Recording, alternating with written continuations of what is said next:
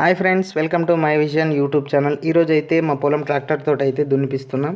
ఈ దున్నిపించిన తర్వాత అడ్లు అనేది అలకాలి, అంటే విత్తనంకి. ట్రాక్టర్ తోటి మొత్తం దున్నిపించేసి ఎక్కడైతే వడ్లు అనేది అలుకుతామో అక్కడ కొంచెం ఎక్కువగా ట్రాక్టర్ తోటి మంచిగా దున్నిపియాలి. ఇక్కడ మొత్తం మట్టి మట్టి ఉంది కదా, ఇక్కడ మాత్రమే అడ్లు అనేది అలకాలి. చూసారు కదా, మా అమ్మ ఆల్రెడీ సంచిది ఓపెన్ చేస్తుంది.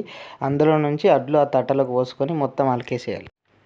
మొత్తం ఎకరం పొలంకి 2 సంచులు తెచ్చినాం. 2 సంచులు, ఒక్క సంచి 20 కేజీస్ 20 కిలోలు, ఇంకొక సంచి అయితే ఇంటికాడ ఉంది. ఇది అలికిన తర్వాత తీసుకొస్తాను ఆగిన.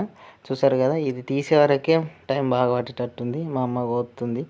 ఈ అడ్లు అలికిన తర్వాత ఇంకో సంచి ఇంటికి వెళ్ళి తీసుకొని వస్తాను. చూసారు కదా, అడ్లు ఇగో ఇలా ఆనేసేయాలి అంతే మనం చేతితోటి. ఇలా తట్టలోకి పోసుకోవాలి. పోసుకున్న తర్వాత ఇలా చేతితోటి ఇట్లా ఇట్లా అనుకుంటా అడ్లు అనేది అలికేయాలి.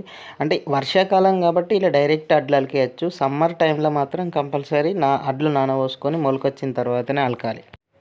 అడ్లాలు కూడా మొత్తం కంప్లీట్ అయిన తర్వాత ఇలా చేతితోటి కర్రతోటైనా దేనితోటైనా, అంటే కొడలతోటైనా, ఒక కురిపే ఉంది మా దగ్గర, దాన్ని బట్టి అడ్లాలు కింద మీద వేయాలి. అంటే అట్లా చేస్తే అడ్లు అనేది కొంచెం భూమిలోకి వెళ్తాయి. ఎందుకంటే ఇప్పుడు డైరెక్ట్ మనం అడ్లు అలుకుతున్నాం కాబట్టి మీదనే ఉంటే చిలుకలు అవి ఇవి అన్ని పిట్టెలు అవన్నీ వచ్చి మొత్తం బుక్కిపోతాయి. అందుకే ఇట్లా భూమిలో అనేది కప్పేసేయాలి. మొత్తం ఇలా అన్న తర్వాత 5 days తర్వాత మొలక అనేది వస్తుంది. Okay, bye.